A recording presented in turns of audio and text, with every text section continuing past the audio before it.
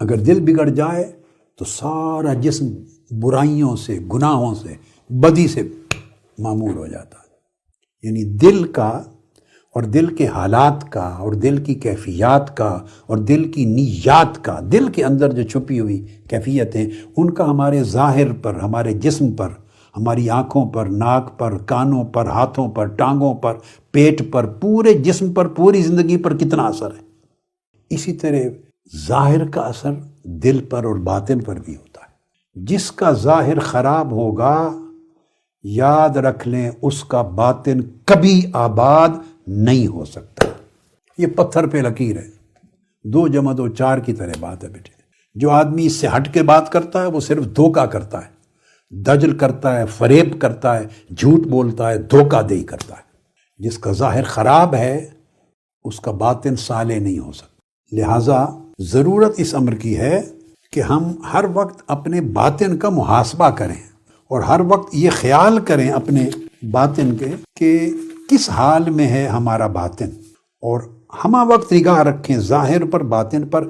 ظاہر اللہ کی طاعت سے خالی نہ ہو اور اللہ کی طاعت اور اوامر کے خلاف نہ ہو، اور باطن اللہ کی رضا جوئی اور صدق اور اخلاص کے نور سے معروم نہ ہو۔ ایک حدیث پاک میں آقا علیہ الصلوۃ والسلام نے فرمایا، نیت المؤمن خیر من عملہ۔ مومن کی نیت اپنی کوالٹی میں اور اپنی کوانٹٹی اور کوالٹی میں عمل سے زیادہ بہتر ہوتی ہے، اور عمل المنافق خیر من نیت، اور جو منافق ہوتا ہے اس کا عمل اس کی نیت سے بہتر ہوتا ہے۔ صحابہ کرام کو جو اتنا بلند درجہ ملا، آقا علیہ السلام نے فرمایا کہ یہ اگر ایک رائی کے دانے کے برابر بھی اللہ کی راہ میں خرچ کر دے میرے صحابہ تو ان کو کتنا اجر ملے گا؟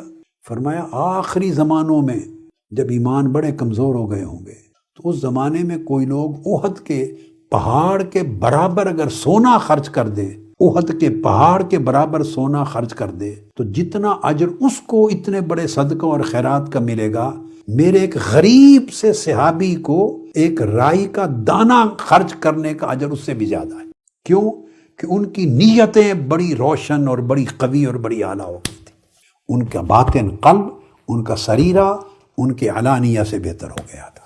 اگر وہ چھوٹی کوانٹٹی کا بھی عمل کرتے تو اس کی نیت اتنی عظیم الشان، اتنی خالص، اتنی روشن، منور، پاورفل، قوی، فوکسڈ، ان کی نیت اتنی اعلیٰ ہوتی تھی کہ ان کی نیت کا چہرہ اللہ کی سمت سے کبھی ہٹتا ہی نہیں تھا۔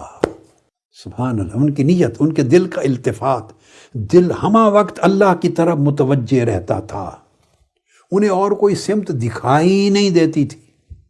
بعض اولیاء نے، شیخ اکبر نے اور حضرت ابو طالب المکی نے، شیخ اکبر محی الدین ابن العربی نے اور صاحب کتاب اللمع، اس طرح دیگر بہت سے اولیاء نے اقوال بیان کیے ہیں کہ صحابہ کرام کی ان کی قلب و باطن کی کیفیت اور نیت کا عالم یہ تھا کہ کوئی کہتا کہ میں جو عمل کرتا ہوں اس عمل کے اندر اللہ کو دیکھتا ہوں، کوئی کہتا میں جو عمل کرتا ہوں اس عمل کے آگے سامنے اللہ کو دیکھتا ہوں، اللہ نظر آ رہا ہو۔